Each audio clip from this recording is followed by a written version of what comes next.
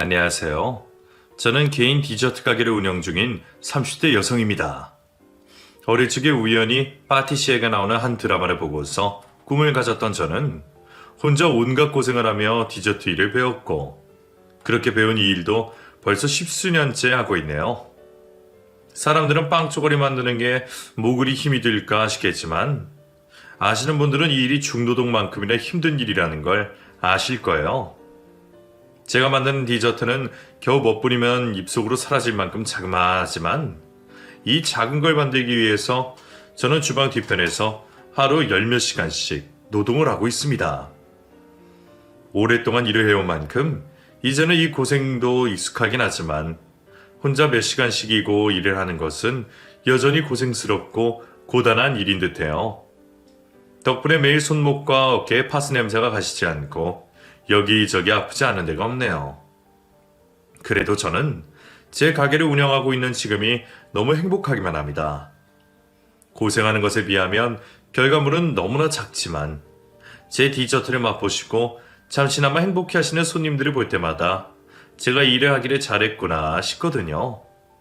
그런데 하마터면 이렇게 좋아하는 일을 못할 뻔했는 게 기가 막히기만 하네요. 저는 어릴 적부터 일찍 꿈을 정한 편이었습니다. 학창시절 우연히 보게 된 드라마 한 편이 제 인생을 바꿔놨죠. 그 드라마 속 주인공은 예쁘지도 않고 날씬하지도 않았지만, 자기 일을 사랑하고 자신의 인생을 사랑하려고 노력하는 멋진 여성이었어요. 별로 예쁘지도 않고 귀염성도 없어서 집 안팎으로 늘 구박덩어리였던 저는 그 드라마 속 주인공처럼 예쁘지 않아도 당당한 여성이 되고 싶었습니다. 그리고 그 주인공이 만드는 것처럼 아름답고 섬세한 그 디저트들을 제 손으로 만들어 보고 싶다고 생각하게 되었죠. 그래서 그때부터 저의 꿈은 파티시에가 되었습니다. 저희 집은 형제도 많은 데다가 부모님들이 자식들 키우느라 먹고 살기 바쁘신 분들이라 저는 어릴 적부터 부모님께 큰 관심을 받지 못했습니다. 부모님은 위로 언니와 밑으로 남동생만 챙기시느라 둘째 딸인 저는 늘 제일 마지막 순번이거나 그마저도 관심을 못 받는 일이 허다했죠. 게다가 언니는 동네에서도 유명할 정도로 예쁘고 공부도 잘했고, 동생은 그저 막내 아들이란 이유로 예쁨을 받던 자식이었기에 형제들에 비해 특출난 것도 없고 예쁘지도 않아서 늘 비교를 당하는 저는 스스로를 부모님의 안 아픈 손가락이라 생각했어요. 그러다 보니 애초에 제 꿈을 물어봐주고 응원해주는 사람도 없었지만, 제가 꿈을 이루기 위해서는 부모님의 지원이나 도움을 바랄 수가 없는 형편이었습니다. 그런 사정을 일찍부터 알고 있었던 저는 제 힘으로 꿈을 이루기 위해 누구보다 노력을 할 수밖에 없었죠. 제가 보고 반했던 그 드라마 속 주인공은 세계에서 제일 유명한 프랑스 제과 학교를 나왔고, 제 목표 역시 당연히 그곳이 되었습니다. 하지만 저의 꿈이 닿기에 프랑스는 너무 먼 곳이었습니다. 프랑스어는커녕 영어도 제대로 할 줄 모르는 제가 프랑스로 가겠다는 건 누구든지 비웃을 만한 허무한 소리에 불과했으니까요. 언어에 어떻게든 공부하고 익히면 된다고 하지만 결국 가장 중요한 것은 돈이었습니다. 입학이 할 수 있지만 학비가 한두 푼이 아니고 유럽 물가에 생활비가 제일 걱정이었죠. 저희 부모님에게 그런 여유가 있지도 않았지만 있다고 한들 제게 그런 돈을 덥석 내어주실 리도 없었습니다. 그래서 저는 고등학교 시절부터 실업계 고등학교에서 제과 제빵을 배우면서 일찍 취업을 나가 돈을 벌기 시작했어요. 저희 학교는 업체들과 연계해서 2학년 때부터 실습처럼 취업 연계를 해주었거든요. 그래서 저는 빵 공장을 다니며 돈을 모았습니다. 그리고 그때 제가 처음으로 세상의 쓴맛을 봤던 것 같네요. 빵 만드는 게 힘들다는 건 저도 알고 있었지만, 그래도 아직 어린 학생이라 조금 봐주지 않을까 했는데 세상은 그리 호락호락하지 않더라고요.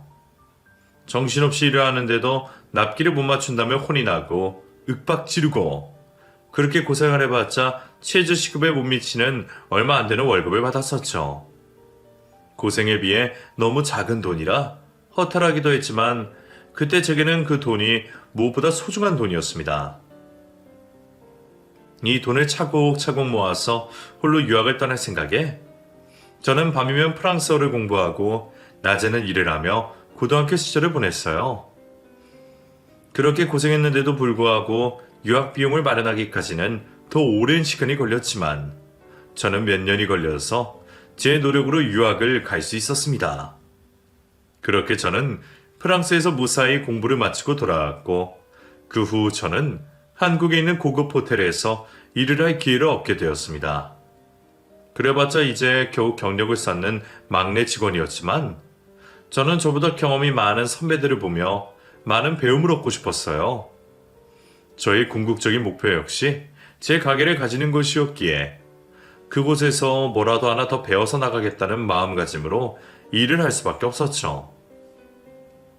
원래가 힘들기로 유명한 호텔 레스토랑이었기에 일은 결코 쉽지 않았습니다. 공장에서 일을 할 때는 몸이 힘들어 죽을 것 같았는데 여기는 몸도 몸이지만 정신적으로도 힘든 일이 많았거든요. 다들 잘하는 사람들만 모이기도 하고 호텔 레스토랑이 워낙 꼼꼼하고 실력이 받쳐줘야 하다 보니 작은 실수 하나에도 날선말을 들을 수밖에 없었죠.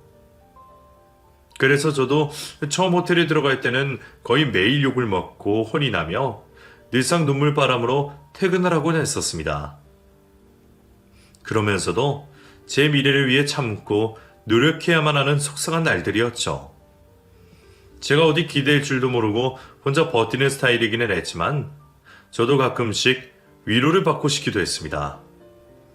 하지만 가장 가까운 가족들조차도 제게는 위안이 되어주지 못했어요.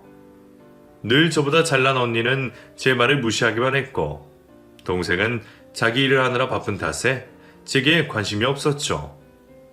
부모님은 처음부터 제가 그 일을 하는 것을 못마땅해 하셨던 탓에 괜히 얘기를 꺼냈다가는 당장 일을 그만두라거나 괜한 짓을 했다는 구박을 당할 뿐이었습니다. 그렇다고 제가 애인이 있는 것도 아니고 바쁜 친구들을 붙잡고 하소연을 할 수도 없었죠. 그렇게 외롭고 적적한 때에 제가 그 사람을 만나게 되었습니다. 장현 씨는 저와 같은 호텔에서 일을 하던 사람이었어요. 디저트 부인 저와 달리 장현 씨는 요리부였지만 매일 같은 레스토랑을 드나들던 덕에 얼굴을 알고 오며 가며 인사 정도 하는 사이였어요. 하지만 저희가 같이 일을 하는 것은 아니었기에 이전까지는 그리 가까운 관계는 아니었었죠. 그냥 인사만 하고 가끔 휴게실에서 만날 때마다 인사치레 같은 대화를 나누는 사이였죠. 그러던 어느 날 제가 너무 힘든 일이 있어서 휴게실에서 눈물을 닦고 있는데 장현 씨가 들어왔었어요. 다들 퇴근했을 시간이라 아무도 없는 줄 알았는데 무슨 일인지 장현 씨도 그 시간까지 남아 있었더라고요. 갑자기 들어온 인기척에 급히 눈물을 훔친 저는 아무렇지 않은 척 인사를 건넸습니다. 안녕하세요. 현채 씨 맞죠? 퇴근 아직 안 했나 봐요. 예. 잠깐 정리할 게 있어서요.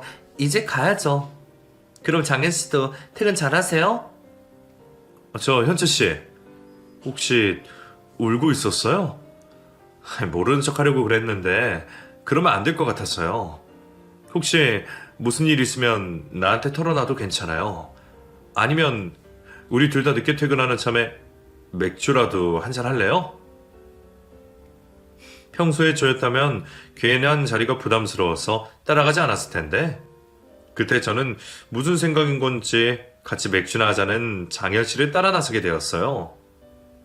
아마 그날은 저도 너무 힘들었던 탓에 누구라도 붙잡고 위로를 받고 싶었던 모양입니다. 그렇게 저희는 싸구려 맥주집에서 노가리를 두고 맥주를 마시게 되었고 그날 처음으로 긴 대화를 나눌 수 있었어요. 그래봤자 비밀스러운 개인사도 아니고 서로 충분히 알고 있는 호텔 일에 관한 이야기였지만 그런 대화를 나눈 것만으로 저는 조금이나마 장현 씨와 가까워진 기분이었습니다. 이전까지는 굳이 대화를 나눌 일도 없을 만큼 서먹한 사이였지만 나름 술자리를 함께했던 사이라 그런지 저희는 부쩍 친해진 기분이었어요. 그게 저 혼자만의 생각은 아니었던 건지 장현 씨의 태도도 달라졌죠. 언젠가부터 멀리서도 일부러 제게 아는 체를 하고 종종 제가 일하는 자리까지 찾아와서 제게 사탕이나 비타민 음료 같은 간식들을 건네주고 가기도 했습니다. 보통의 여자라면 또래 남자의 그런 행동들이 자기를 좋아해서 하는 관심의 표현이라고 생각하겠지만 그런 조건은 거리가 멀었던 저로서는 괜한 착각에 빠질 수가 없었습니다. 잘못 생각했다가는 괜히 김치국만 마시고 엄한 사람에게 기대를 거는 바보 같은 행동이 될 수 있을 테니까요. 그래서 저는 장현 씨와 제 사이를 전혀 이성적으로 생각하지 않았었죠. 제가 그렇게 생각하는 사이에도 장현 씨는 제게 점점 더 다가오고 가까워지려 하는 듯 했습니다. 이제는 별일이 없는데도 같이 술을 마시자고 하거나 일부러 저한테만 비싼 커피를 사다 주고 가기도 하더라고요. 그럴수록 저는 괜한 기대를 하지 않기 위해 장현 씨와 더욱 거리를 둘 수밖에 없었습니다. 그렇게 일부러 거리를 두던 제게 장현 씨가 어느 날 화를 내는 거였죠. 현재 씨는 내가 그렇게 싫어요? 사람이 이렇게까지 표현을 하는데 어떻게 끝까지 모른 척 할 수 있어요? 알고 보니 장현 씨는 정말로 저와 가까워지고 있다고 생각했답니다. 제게 잘해주고 관심을 가졌던 게 정말로 이성 간의 관심 때문이었다는 거예요. 태어나서 여태까지 평생 남자에게 고백을 받아본 적이 없었던 저로서는 그런 장현 씨의 말이 이상하게 들리기만 했습니다. 보통은 누가 나를 좋아한다고 하면 기쁘기만 해야 할 텐데 그때도 저는 대체 이 사람이 내 어디가 좋다는 건가 싶어서 혹시 나를 속이거나 놀리는 건지 의심을 하기만 바빴거든요. 그것도 그럴 것이 저는 얼굴이 예쁜 편도 아니고 매력이 있는 것도 아니고 매일 디저트를 맛보고 만드느라 점점 뚱뚱해져가는 몸과 자신감 없는 성격 탓에 누구에게 관심을 받거나 사랑받기 쉬울 만한 타입이 아니라고 생각했습니다. 그런 제 자신을 스스로도 잘 알고 있었고 매일 그런 사실을 제게 일깨워주는 가족들 덕분에 괜히 헛물을 켜거나 남의 마음을 오해할 만큼 자신감이 있는 사람도 아니었어요. 그래서 장현 씨가 제게 잘해주고 웃어줄 때에도 그냥 이 남자가 워낙 성격이 좋고 잘 웃는구나 생각하며 제 스스로 오해의 싹을 자르기만 할 뿐이었었죠. 그런데 그랬던 사람이 정말로 내가 좋아서 그랬다는 게 저는 믿어지지 않았습니다. 난생 처음 받아보는 고백에 저는 그날 밤 잠도 자지 못했어요. 그렇게 저희는 연인이 되었습니다. 사내 연애라면 사내였던 만큼 저희는 조심스럽게 비밀 연애 시작했고 같은 일터에서 자주 서로를 챙기며 예쁜 사랑을 키워나갔어요. 서로의 고생을 잘 아는 만큼 저희는 힘들 때마다 힘이 되어줄 수 있었고 제게 위로를 건네고 다독여주는 장현 씨를 보며 저는 어느 때보다 따뜻한 마음과 안정을 느낄 수 있었습니다. 이런 따뜻한 남자가 나를 좋아해주니 그때 저는 더 바랄 게 없을 것 같았어요. 먼저 고백을 받거나 사내연애를 한다는 건 드라마 속 여주인공들에게나 벌어지는 일이지 못난이 같은 나한테는 평생 없을 일이라고 생각했는데 저는 장현 씨를 만난 후로 제 인생의 주인공이 된 기분이었어요. 그리고 내게 그런 행복을 가져다 준 장현 씨에게 점점 더 마음이 깊어질 수밖에 없었습니다. 처음부터 서른이 다 되어 만났던 탓에 진지한 관계가 될 수밖에 없었던 저희는 자연스럽게 결혼 얘기를 주고받기도 했습니다. 당장 언제 결혼을 하자는 계획은 없었지만 언젠가 준비가 된다면 그때 결혼을 하자는 막연한 얘기를 나누곤 했었죠. 하지만 결혼을 위해서는 무엇보다 돈이 중요했습니다.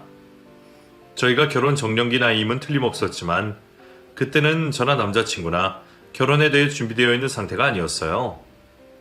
저는 유학을 다녀오느라 20대 시절 모은 돈을 전부 써버렸었고 장현 씨는 뒤늦게 유식업에 뛰어들어 그 나이에 막내 생활을 하느라 크게 모은 돈이 없었거든요.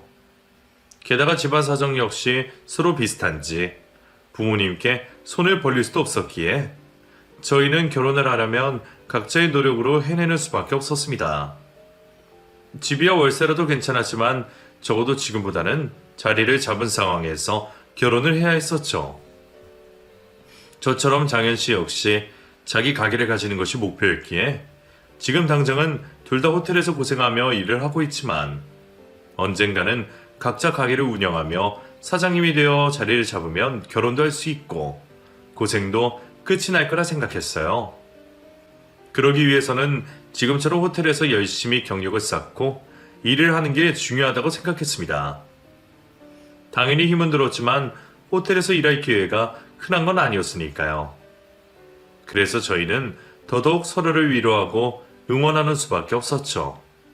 그런데 그런 상황의 남자친구가 어느 날 갑자기 호텔 일을 그만두게 되었습니다. 제게 이렇다 할 얘기도 없이 하루아침에 호텔 일을 그만두게 된 남자친구는 자기 발로 일을 때려칠 수밖에 없었다며 차라리 후련하다는 태도였어요. 됐어. 어차피 거기 지긋지긋했어. 매번 요리는 제대로 가르쳐주지도 않고 막 일만 시키는데 그런 데서 언제 경력을 쌓고 요리를 배우겠어. 그거야. 어디 가든 밑바닥부터 배우는 거지. 그렇다고 이렇게 갑자기 그만두면 어떡해. 그 자리가 얼마나 좋은 자리인데. 그렇다고 사람이 어떻게 매번 참아? 그래 이참에 때려치고 다른 데서 경력 쌓으면 그만이야. 어디 일할 곳이 거기밖에 없겠어? 자신 있던 말과 달리 남자친구는 그 후로 일자리를 얻기 힘들어했습니다. 사실 당연한 일이었어요. 애초에 요리학교 출신도 아니고 대학을 나온 것도 아니었던 창현 씨는 어쩌다가 인맥 덕분에 운이 좋게 호텔 레스토랑에 취직하게 되었던 것이었거든요. 최소 호텔 조리학과 아니면 유학파들이 넘쳐나는 곳이 호텔 주방이기에 장현 씨에게는 더 없는 기회였죠. 그래서 저는 더욱 그 자리에 버텼으면 했는데 그런 기회를 자기 발로 걷어 차고 나갔으니 소문도 빠르고 좁은 이 업계 생태에 다른 호텔에서 장현 씨를 고용할 리가 없었어요. 장현 씨는 금방 다른 레스토랑에 취직할 수 있을 거라 생각했지만 몇 년 동안이나 기문기를 닦아야 하는 요리업계에서는 그게 쉬운 일이 아니었죠.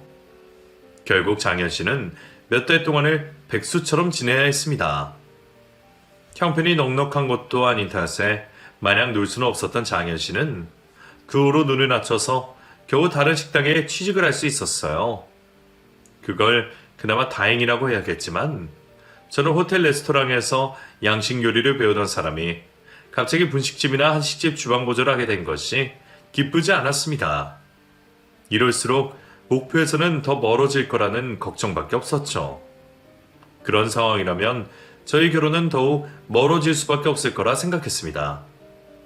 준비가 되어서 하루빨리 가게를 차려도 모자랄 판에 제대로 배우지도 못하고 경력도 없이는 창업을 하기 어려울 테니까요. 저도 서른 나이가 적다고는 생각하지 않았던지라 하루빨리 결혼을 하고 싶었던 와중에 그런 상황이 반갑지는 않았습니다. 그렇다고 그걸 장현 씨 탓으로 돌리고 싶지도 않았고 누구보다 힘들 그 사람에게 부담을 주고 싶지도 않아서 저는 남자친구에게 별말 하지 않았어요. 그런데 그런 상황에 장현 씨가 갑자기 결혼 이야기를 꺼내더라고요. 우리 차라리 그냥 결혼이나 할까? 어? 결혼? 갑자기? 갑자기는 아니지. 우리 언젠가 결혼하자고 했었잖아. 그동안 여력을 없고 시간도 없었는데 이제는 내가 좀 한가하니까 이참에 결혼이나 하면 어떨까 해서. 글쎄, 장현 씨야 여유가 있다고 해도 나는 그대로고 지금은 잘 모르겠네? 언제는 나랑 하루빨리 결혼하고 싶다고 그러더니 왜?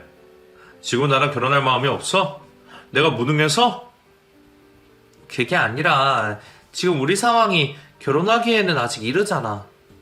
가게 차리겠다는 목표라도 이뤄야 결혼을 하지. 결혼 자금도 없이 어떻게 결혼을 하겠어? 당시 저와 남자친구는 둘 다 창업을 목표로 열심히 저축을 하는 중이었고 저는 정말 짠순이처럼 돈을 모으고 있었습니다. 돈 모으는 거야 어릴 적부터 하던 버릇이었으니 유학을 가고 싶어서 아등바등 살았을 때처럼 살았던 저는 몇 년째 입던 옷을 입고 또 입고 외출복이라고는 제대로 된 옷 한 벌도 없을 정도로 돈을 아끼면서 오로지 제 가게를 차릴 목돈을 만들고 있었어요. 자세한 사정은 모르지만 그에 비해 장현 씨는 아직까지 모은 돈도 많이 없는 듯 했고 가게를 차리기는커녕 결혼 얘기를 꺼낼 만한 사정은 아니었습니다. 그래서 저는 당장 결혼 얘기를 꺼내는 남자친구가 부담스러울 수밖에 없었죠. 그래도 나랑 결혼하고 싶기는 한 거지? 당연하지. 나도 하루빨리 결혼하고 싶어. 지금도 형편만 되면 하고야 싶지. 그럼 현채도 모은 돈으로 내 가게 차리게 좀 도와주면 어때? 결국 내가 자리를 잡아야 결혼을 할 수 있는 건데 너는 지금도 호텔에서 일하고 있으니까 그 돈으로 내가 먼저 가게 차리고 내가 자리를 잡으면 결혼을 하면 되잖아. 그래서 내가 가게로 돈을 모으면 그 돈으로 현채에 네가 디저트 가게를 차리고 그럼 결혼도 하고 서로 좋은 거 아니야? 여태껏 내가 모은 돈으로 자기 가게를 차리게 도와달라는 남자친구의 말에 저는 말문이 막혔습니다. 내가 아무리 그 사람을 많이 사랑하고 결혼을 생각하고 있다지만 여태 제가 고생해서 모은 전 재산을 쉽게 달라고 말하는 건 너무 과한 말이 아닌가 싶더라고요. 그래도 그건 좀 아닌 것 같은데? 나도 하루빨리 내 가게 차리고 싶고 그래서 열심히 모으고 있는 거잖아. 근데 그 돈으로 장현씨 가게를 차려달라니 나는 좀 이해가 안 되는데? 뭐야? 내가 지금 나 하나 좋자고 그러는 거야? 우리 둘 다 행복해지려면 그 방법밖에 없을 것 같아서 그러는 건데 단칼에 안 된다 그러니까 너무 섭섭하다. 저는 당연히 그건 안 되겠다며 거절을 했지만 장현 씨는 제 거절에 섭섭하다며 기분 나쁜 티를 내었어요. 그리고 한동안 저에게 먼저 연락도 안 하고 삐진 티를 너무 내더라고요. 하지만 그렇다고 해서 제가 그 말을 들어줄 수는 없었어요. 그 후로도 장현 씨가 몇 번 그런 얘기를 꺼내려고 했지만 저는 그때마다 이리저리 거절할 수밖에 없었습니다. 결혼을 더 늦게 하는 한이 있더라도 제가 힘들게 모은 제 기회를 남에게 넘기고 싶진 않았거든요. 그래도 몇 번 거절 의사를 밝히고 나니까 자기도 기분이 상하는지 남자친구도 더 이상 제게 가게 얘기를 꺼내지 않았습니다. 그런데 이번에는 저희 부모님이 문제였어요. 아니, 제 입이 방정이었죠. 남자친구와 그런 일로 싸웠던 게 속상해서 제게 언니에게 말해 했었는데 언니가 그새 부모님께 그 말을 전했던 건지 저와 남자친구 사이의 일을 들으신 부모님이 저를 부르셨어요. 30이 넘은 딸이 결혼을 하지 않는 게 늘 걱정이셨던 부모님은 돈 문제 때문에 남자친구와 결혼을 쉽게 결정하지 못한 저를 탓하며 바보 취급을 하셨습니다. 너 남자친구가 먼저 결혼하자고 그랬다며. 근데 왜 싫다고 받아야 했어? 그게 아니고 지금 우리들 다 결혼하기에는 상황이 여의치 않으니까 준비되면 하자고 그런 거지. 결혼하는데 재고 따질 게 뭐가 있어. 둘이 마음 맞으면 그냥 하는 거지. 돈이야 결혼해서 모으면 되는 거지. 너는 뭘 그렇게 따지니? 우리도 다 월세에서 시작하고 결혼해서 돈 모았어. 남자가 먼저 결혼하자고 하면 여자는 덥석 하면 되지. 너는 애가 왜 그러니? 엄마, 남자친구 지금 호텔일 그만두고 여기저기 전전하고만 있어. 자기 가게도 하나 없는데 어떻게 결혼을 해? 너 그러다가 나이만 먹고 그때 가서 차이면 어떻게 하려고 그래? 여태 연애도 한번 변변히 못되던 애가 대체 무슨 자신감이야? 지금 남자친구랑 헤어지고 나면 너 좋다는 남자가 또 있겠니? 그리고 남자는 원래 결혼을 해서 처자식이 생겨야 열심히 사는 법이야. 그러니까 너도 너무 사리지 말고 우선 결혼이나 해라. 자식 셋 중에 네가 제일 걱정인데 너 결혼 못하면 내 속에 나만 나겠니? 부모님은 언니와 달리 연애도 제대로 못해본 제가 노처녀로 늙을까 걱정이셨는지 지금 만나는 남자친구와 하루빨리 결혼을 하기를 바라셨어요. 사실 저도 아직 자리 잡지 못한 남자친구가 걱정이긴 했지만 큰 욕심이 없는 제가 많은 것을 바라는 것도 아니었습니다. 부모님 말씀대로 돈이야 어떻게든 벌면 되는 건데 내가 너무 걱정을 하는 건가 싶기도 하더라고요. 보채는 남자친구와 등 떠미는 부모님 사이에 시달리던 저는 결국 이른 결혼을 생각하게 되었습니다. 저희는 결국 결혼을 약속하고 서로의 집에 인사를 드리러 가게 되었죠. 저희 집에서야 저를 좋다고 해주는 사람이면 반대하실 생각도 없으셨기에 제가 먼저 예비씨에게 인사를 드리러 가기로 했습니다. 처음으로 인사를 드리는 상황이었던 탓에 저는 무척이나 떨릴 수밖에 없었죠. 그 집에 찾아가기 전까지 남자친구의 집안 사정은 대충만 알고 있었습니다. 남자친구는 어릴 적 부모님이 이혼을 하시고 어머니와 단 둘이 살다가 어머니가 재혼을 하시면서 새아버지가 생겼다고 했었어요. 그리고 새아버지와 어머니 사이에서 낳은 남동생이 하나 있다고 들었습니다. 그 후 새아버지가 일찍 돌아가시면서 남자친구와 어머니 그리고 이부 동생까지 세 식구가 한 집에서 지내고 있다고 들었죠. 그래서 집안 가장으로 지내느라 모은 돈이 많지 않은 걸로 알고 있었어요. 그런 대강의 사정은 알고 있었지만 남자친구는 더 이상 얘기를 하지 않았었고 제가 들은 건 그게 전부였습니다. 결혼까지 생각한 사이에 집안 얘기를 너무 몰랐나 싶기도 했지만 재혼 과정에 이부 동생이란 얘기 때문에 괜히 껄끄러울까 싶었던 저는 남자친구에게 먼저 사정을 묻지 못했습니다. 사실 저도 위아래로 형제가 있지만 얘기를 한 만큼 가까운 사이가 아니라 남자친구에게 가족 얘기를 자주 하지 않았거든요. 그래서 저는 그 정도의 정보만 가지고 예비씨에게 인사를 드리러 갔습니다. 그래서인지 저는 시어머니의 성향이 어떠신지 집안 분위기가 어떤지도 전혀 몰랐고 첫 만남에 저를 싫어하시며 결혼을 반대하시는 시어머니를 보며 당황스러울 수밖에 없었어요. 아유, 장현이가 사진 안 보여주길래 뭐 얼마나 박생인가 했더니 얼굴은 그렇다 쳐도 몸이 너무한 거 아니냐? 빵 만드는 일 한다 그러더니 만든 빵을 지가 다 먹는 거지. 뚱뚱해도 너무 뚱뚱하네. 이렇게 뚱뚱해서야 여자 고시나 제대로 하겠어? 엄마, 아무리 그래도 무슨 말을 그렇게 해. 현채도 나름 귀여운데. 아니, 창현이 네가 눈이 낮은 건 알았지만 이 정도인 줄 몰랐지. 네가 너무 말을 안 하길래 궁금해서 한번 데려라 도와보라고 했더니 이건 봐주지도 못할 정도 아니냐. 아무리 그래도 어떻게 며느리 될 애를 저렇게 뚱뚱한 애를 데려올 수가 있니?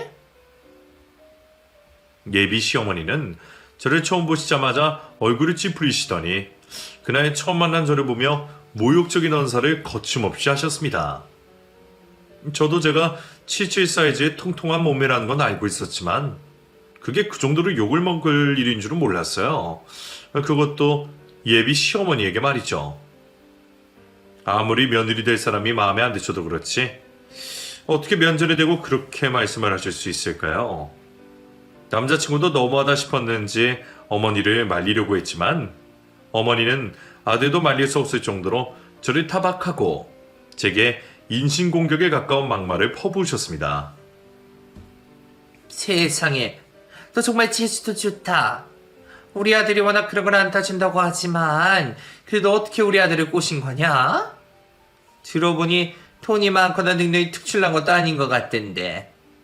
우리 아들 옆에 서 있으니까 우리 아들보다 더 커 보이는구만. 요즘 아가씨들은 굶어가면서 다들 자기 관리를 하던데 너는 눈앞에 보이는 일을 먹는 거니? 그렇게 먹어대면은 식비는 누구들어 감당을 하라고. 이건 뭐 너무 뚱뚱해서 임신이나 제대로 할 줄 모르겠구만. 자기 관리도 할 줄 모르고 뭐라 봐줄 게 없네. 이런 주제에 어디 결혼 허락을 받으러 왔어? 나는 너 받아줄 생각 없으니까 그냥 돌아가라. 결국 그날 저는 예비 시어머니의 막말에 쫓겨나듯 그 집을 나와야만 했습니다. 그래서 제대로 자리에 앉아보지도 못하고 남자친구의 동생도 보지 못하고 나왔죠. 그런 자기 어머니를 제대로 말리지 못했던 남자친구는 서둘러 저를 쫓아나왔지만 쫓아나와서도 제게 위로를 해주지도 못했습니다. 엄마가 원래 이런 분이 아니신데 오늘 왜 그러시지? 원래 우리 엄마가 되게 성격이 좋으시거든. 그래서 주변에 친구도 많고 사람 좋기로 유명하신데 오늘은 좀 화를 많이 내시네. 아무래도 엄마가 며느리 욕심이 많으셔서 그러신 것 같아. 현철이가 이해 좀 해라.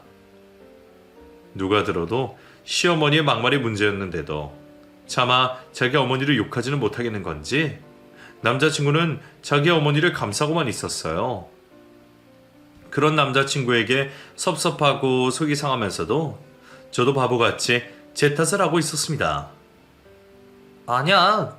내가 자기 관리를 못한 거 맞지 뭐. 아무리 이런 일 한다고 해도 자기 관리를 했어야 하는데 힘들고 피곤하다고 운동도 제대로 못한 내 탓이지 뭐. 어머니가 화내실만 해. 그래, 현철이가 이해를 좀 해줘. 그나저나 엄마 마음을 어떻게 돌려야 할지 걱정이네. 그래도 나는 너랑 꼭 결혼할 거 알지? 엄마는 내가 설득해 볼 테니까 조금만 기다려줘. 남자친구는 자기가 어떻게든 어머니를 설득해 볼 거라며 저를 안심시켰고, 저는 그 말에 철석같이 믿으며 아쉬운 발걸음을 돌아설 수밖에 없었습니다. 지금 생각하면 그렇게 멍청한 짓이 없지만 당시에 저는 뚱뚱하다며 어머니도 싫어하시는 저와 결혼을 하겠다는 남자친구에게 고맙기만 했습니다. 제정신이 바뀌었더라면 나한테 그런 소리를 한 집에 시집을 갈 생각을 해서는 안 됐는데 말이죠. 하지만 그때는 제 스스로 자존감이 낮아서 그런지 남자친구가 제 평생에 사랑해 줄 줄 알았고, 나를 사랑해주는 남자친구에게 고맙기만 했었어요. 그 후로 시댁에서 좋은 소식을 기다리던 저는 애가 닿는 것 같았습니다. 정말 제가 뚱뚱해서 싫으신 건지 반대하시는 다른 이유가 있는 건지 모르겠지만, 뚱뚱하다며 결혼 반대를 당한 이유로 저는 밥도 제대로 먹지 못하고 강제로 다이어트를 할 수밖에 없었습니다. 그때는 그렇게 그 사람과 결혼을 하고 싶었던 건지 바닥난 자존심에도 저는 예비 시댁에서 좋은 소식이 들려오기만을 기다리고 있었죠. 다행히 남자친구의 설득이 통한 건지 몰라도 한 달 만에 결혼 허락을 받으러 다시 오라던 시어머니 덕분에 저는 또 한 번 예비 시댁을 방문하게 되었습니다. 어머니, 저 왔어요. 그래. 우리 한 달 만이지? 어서 들어와 봐라. 그날과 달리 저를 반겨주시는 듯한 시어머니의 태도에 저도 긴장된 마음을 조금은 풀 수 있었습니다. 결혼 허락을 받으러 오라고 하시더니 이번에는 정말 허락해 주실 건지 유한 태도에 저도 마음이 놓이더라고요. 그래, 잘 왔다. 내가 저번에는 너한테 너무 모질게 한 것 같아서 말이야. 사실 따지고 보면 애인도 아니고 마누라가 날씬하고 예쁜 게 뭐가 중요하냐, 안 그러니? 그래서 내가 마음을 바꾸었다. 그리고 이제는 오히려 네가 체격이 좋아서 다행이다 싶네. 너희 시동생이랑 인사해야지. 이리 들어와 봐라. 제가 시댁에 도착하자마자 어머니는 제게 시동생을 소개하겠다며 저를 안방으로 데려가셨고, 영문도 모른 채 예비 시댁 안방문을 열었던 저는 그 안에서 깜짝 놀랄 일을 마주할 수밖에 없었습니다. 자, 여기 너희 시동생이야. 애가 덩치는 이렇게 큰데 속은 아기예요. 지능이 7살 정도밖에 안 되거든. 그래서 속이 얼마나 여린지 몰라. 자, 인사해야지. 남자친구가 제게 자세히 설명하지 않았던 시동생은 지능이 7살 정도밖에 되지 않는 정신지체 장인이었어요. 이런 일을 왜 미리 말을 안 했는지 저는 전혀 몰랐던 사실에 당황스럽고 놀랐지만, 정작 제가 정말 놀란 일은 그게 아니었습니다. 얘를 혼자 둘 수가 없으니까 얘 때문에 식구들이 고생이 많어. 그동안은 나 혼자 돌봤는데 이제는 나도 나이가 들고 애가 너무 커버려서 나 혼자 도저히 감당이 안 되더라고. 웬만한 성인 남자도 애한테는 못 당해. 근데 너는 체격도 좋고 빵 만든다고 힘도 잘 쓴다며. 그래서 앞으로는 네가 애를 좀 봐줬으면 좋겠다. 그래도 늙고 많은 나보다야 네가 낫지 않겠니? 원래 며느리들은 시집 오면 시댁일에 신경 쓰는 거야. 어차피 돈이야 남자가 매면 되는 거니까. 너는 이제 식구들 챙겨야지. 너 가게 한다고 돈 모은 거 있다며. 그걸로 당연히 가게 차려주고 넌 앞으로 살림하면서 시동생 좀 챙겨라. 다짜고짜 저를 보고 시동생을 돌보러 가시는 시어머니의 말에 놀랄 수밖에 없었습니다. 게다가 내가 가게 차리겠다고 모은 돈을 남자친구에게 주고 저더러 집에서 살림이나 하라니. 심지어 성인 남자들도 감당하기 어려운 정신지체아를 돌보라니. 이게 대체 무슨 일인가 싶었어요. 나한테는 아무 말도 하지 않고서 자기들 마음대로 그런 결정을 내리고 그걸 빌미로 결혼 허락을 하겠다는 게 황당하기만 했죠. 당황스러웠던 제가 남자친구에게 도움을 구하려는데 그 순간 저를 본 남자친구의 이부 동생이 갑자기 제게 달려드는 겁니다. 마음은 어리지만 몸은 다 큰 성인이다 보니 본능을 이기지 못해 돌발 행동을 하려는 듯 했어요. 덩치도 크고 키도 한참 커서 존재만으로 위협적인데 제가 여자인 것을 알아보고 억지로 끌어안으려는 이부 동생 때문에 저는 놀라서 도망을 치려 했습니다. 서둘러 안방을 나가려고 문을 잡는데 그 순간 어머니가 저를 막아서며 제가 도망도 못 가게 하더라고요. 어딜 가려고? 앞으로 네가 돌봐야 하는데 지금부터 친해질 생각을 해야지. 왜 도망을 가니? 왜 이러세요? 놔주세요. 저 일 그만둘 생각 없고 남의 자식 보부 노릇할 생각도 없어요. 이럴 거면 이 결혼 안 할 거니까 내보내주세요. 뒤에서는 저를 끌어안고 놔주지 않는 남자친구의 이부 동생과 앞에서는 저를 가로막는 예비 시모 때문에 저는 그 상황이 너무 무섭고 끔찍하기만 했습니다. 무서워서 남자친구를 찾는데 정작 남자친구는 제가 공경에 처해 있는 그 꼴을 보고도 거실에 서서 저를 빤히 보기만 하더라고요. 그걸 보니 이 모든 상황을 남자친구 역시 동의했다는 걸 깨달을 수밖에 없었습니다. 그리고 저는 여태 믿고 있던 남자친구에게 너무 큰 배신감을 느낄 수밖에 없었죠. 그 충격에 겨우 정신을 차린 저는 저를 붙잡는 두 사람을 밀치고 소리 지르며 그 집을 벗어날 수밖에 없었어요. 그러자 그제서야 가만히 있던 남자친구가 저를 뒤쫓아 나오는 겁니다. 그래도 양심이 있으면 나한테 미안하다고 사과라도 할 줄 알았는데 남자친구는 적반하장으로 제게 되려 화를 내고 있었어요. 이런 식으로 가면 어떡해? 당장 들어가서 엄마한테 사과드려. 기껏 결혼 허락해 주시겠다고 해서 불렀는데 이런 게 어딨어? 그래 내 동생한테는 뭐하는 짓이야? 내 동생이 말 못하는 괴물이라도 돼? 장현 씨야말로 이게 무슨 짓이야? 나한테 이런 말 한 번도 없었잖아. 나더러 갑자기 아픈 동생을 돌보라고? 이게 무슨 억지야? 그리고 내 돈으로 왜 장현 씨 가게를 차려줘? 너 이것밖에 안 되는 여자였어? 그동안 착한 줄 알고 만났더니 그거 다 가식이었냐? 앞으로 가족들 사이에 이렇게 할 거야 정말? 벌써부터 너 나 하면서 선 그으면 우리가 어떻게 결혼을 하니? 장현 씨야말로 처음부터 이러려고 그런 거야? 자기 동생 돌볼 식모 필요해서 나한테 결혼하자고 한 거냐고? 그건 아니지만 결혼해서 한 가족이 되면 그럴 수도 있는 거잖아. 내 동생이면 자기 동생도 되는 거 아니야? 내 동생 좀 돌봐달라는 게 그렇게 무리한 부탁이야? 자기 동생은 자기가 돌봐야지. 왜 나한테 그런 거 시키고 내 돈으로 가게를 차려달래? 그게 말이 된다고 생각해? 그거야 원래 바깥 일은 남자가 하는 거니까. 현재 네가 가게를 열고 싶다고는 했지만 솔직히 네가 그거에서 뭐 얼마나 벌겠어. 그리고 내가 가게 잘 되면 나중에 너 가게까지 차려주겠다니까? 그때까지라도 집에서 내 동생 좀 돌봐주고 하면 좋잖아. 나도 너를 평생 고생시키겠어? 그냥 엄마가 만족하실 때까지 적당히 하다가 나중에 시설 같은 데 보내면 되잖아. 나도 우리 엄마 마음 돌리려면 어쩔 수가 없었어. 그나마 체격 좋아서 몸 잘 쓴다고 하니까 너를 받아주신다는데. 황당한 말만 하는 남자친구를 보니 저는 말문이 막혔습니다. 벽 보고 얘기하는 것도 아니고 계속 대화해봐야 의미가 없다 싶어서 더 이상 말을 섞고 싶지 않아졌죠. 기가 막혀. 그걸 지금 변명이라고 해? 됐다. 어차피 이제는 결혼할 것도 아닌데 내가 당신이랑 무슨 말을 더 하겠어? 우리 그냥 여기서 끝내고 앞으로 다시는 보지 말자. 대신 내가 오늘 같은 일 겪고도 그냥 가기는 너무 억울해서 너 딱 한 대만 때릴게.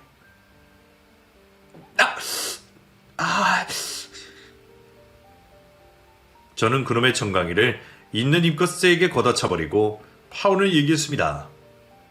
그놈 말대로 제가 힘이 좋긴 했는지 그놈은 겨우 한 대를 얻어맞고도 그 자리에서 대굴대굴 구르고 있었어요. 나중에 치료비를 달라고 하면 어쩌나 걱정은 들었지만 그래도 마음만큼은 참 후련하더라고요. 결국 저는 그렇게 파혼을 하게 되었고 새 출발을 하기 위해 호텔 일을 그만두게 되었습니다. 그리고 드디어 제 가게를 차리게 되었죠. 사실 그렇게 일찍 가게를 열 생각은 없었는데 파혼을 하고 돌아온 제가 노처녀가 돼서 어쩌겠냐며 걱정하시는 부모님을 보니 제가 뭐라도 해서 보여드려야겠다 싶더라고요. 그래서 의결에 가게를 열게 되었는데 다행인지 가게 운영이 어렵진 않았습니다. 그래도 나름 유학파의 실력이 있었던 덕분에 저희 가게는 금세 입소문을 타며 매일 조기 품절로 일찍 문을 닫을 정도의 맛집이 되었어요.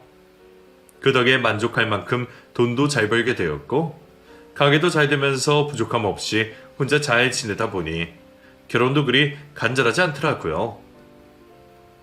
결혼이 인생의 전부도 아니다 싶어 일에 매달리던 저는 결혼 생각은 거의 접으며 지냈습니다. 그런데 신기하게도 결혼 생각을 접고 나니 좋은 인연이 찾아오더라고요. 그래도 한번 그런 쓰레기를 겪어봐서 그런지 이제는 저도 사람 보는 눈이 조금 생겨서 무척 신중했죠. 다행히 좋은 사람을 만난 덕에 저희는 내년 봄 결혼식을 앞두고 있습니다. 부모님은 제가 혼자 늙어 죽을 거라며 걱정을 하셨지만 결국 늦게라도 결혼을 하게 되었네요. 그걸 보면 몇 년 전 부모님께 등 떠밀려 급하게 결혼을 하려고 했던 제가 바보 같기만 합니다.